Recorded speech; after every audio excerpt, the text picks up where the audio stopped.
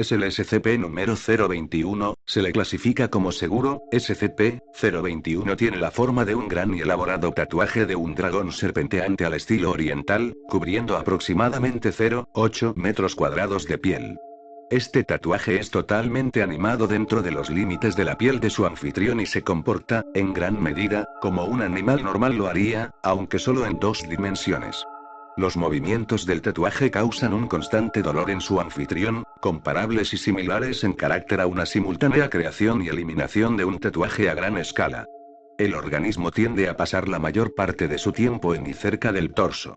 SCP-021 no demuestra ninguna inteligencia más allá de un patrón básico de alimentación y movimiento, aunque, en realidad, la medición de la inteligencia de una forma de vida de 2 dimensiones ha sido imposible hasta ahora. SCP-021 parece alimentar exclusivamente de pigmentos en la piel del anfitrión. Esto puede incluir melanina, en tal caso el sujeto aparenta sufrir vitíligo. Sin embargo, el organismo muestra una marcada preferencia por otros tatuajes y buscará y devorará estos antes de recurrir a los pigmentos naturales. Cabe señalar que el proceso de alimentación en sí, más allá de la sensación de movimiento, es indolora. Un tatuaje normal de tinta simplemente se desvanece como si fuese comido. El organismo mantiene un tamaño constante, y no se han observado excreciones. El organismo es capaz de limpiar más de 0,6 metros cuadrados de piel por hora. Se puede alimentar a SCP-021 mediante un rápido proceso de tatuado de frutas o pequeños animales en el anfitrión.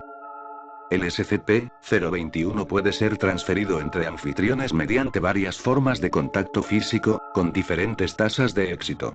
En el caso de una transferencia exitosa, el organismo simplemente nada desde una persona a la otra. Las relaciones sexuales parecen ser el método más confiable de transferencia, con una tasa del 93% de transmisión. Sin embargo, debido al severo dolor involucrado, es el menos ideal.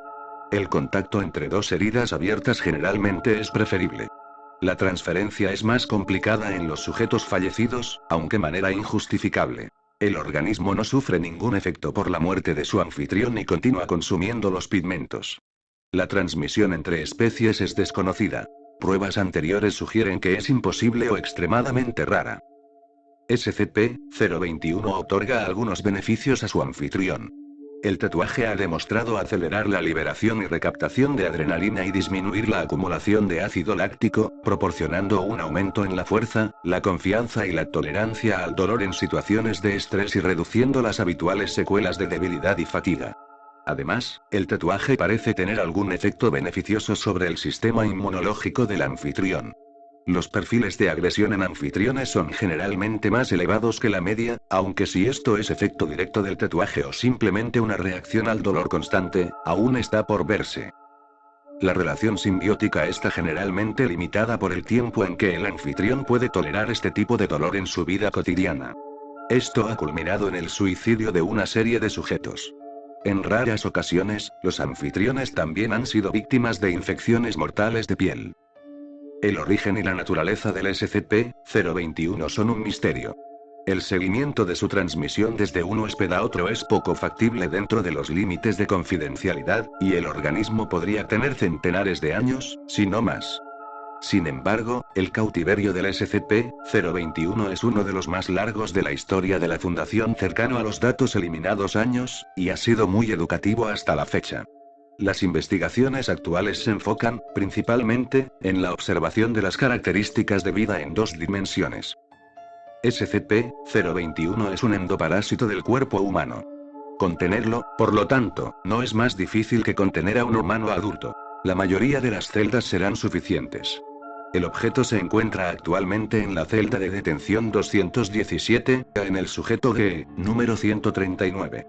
Solo el personal de clase D reúne los requisitos para hospedar al SCP-021. Mientras el sujeto permanezca como anfitrión del SCP-021, estará exento de la exterminación mensual del personal de clase D.